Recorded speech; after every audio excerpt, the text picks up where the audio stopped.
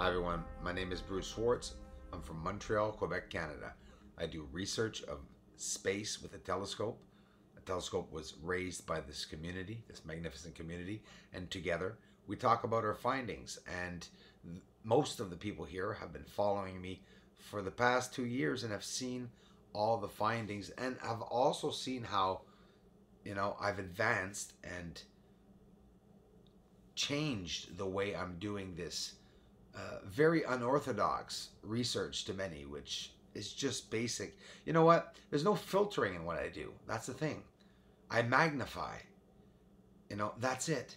And what people are forgetting is that when you magnify, pixels become very large. They become big, massive squares. So people say there are pixels on a page when it's different levels of structures. I really don't believe the ones that think that structures or these objects are pixels. You must see that it's a very clear image of a telescope right now. Pixelation is not hard to see, right?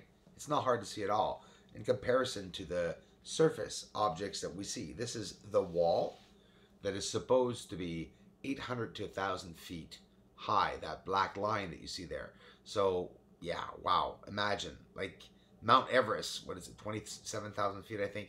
And I think 17,000 feet are the Apennine Mountains on the moon. And you look at it, and it doesn't look that high, right? Here again, color. Color, color, color. This is where the Apollo 11 landed. Tell me you can't see any structuring on the surface. Seriously. Some commenters comment too fast. They say that you can't, the oscillation is simply the disturbance between Earth and the moon. Well, of course not. How could I get the furthest galaxy and constellation known without getting chromatic aberration or atmospheric disturbance?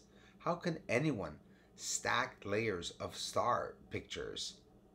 If they stacked the pictures, they would stack the distortion too.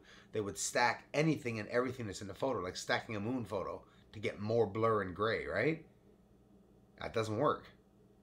So the disturbance is from the surface of the moon itself. Let's use common sense once again. John Lear said it many, many times. There's an atmosphere higher than what we were told and what is written in history books, my friends. Built-in platform, a square hiding inside the Apennine Mountains, Montes Apenninus. I mean, these are objects that are built, maybe excavated, with machines like we have here on Earth, right? Notice no chromatic aberration. The surface and structures or objects, natural or not, are green and colorful.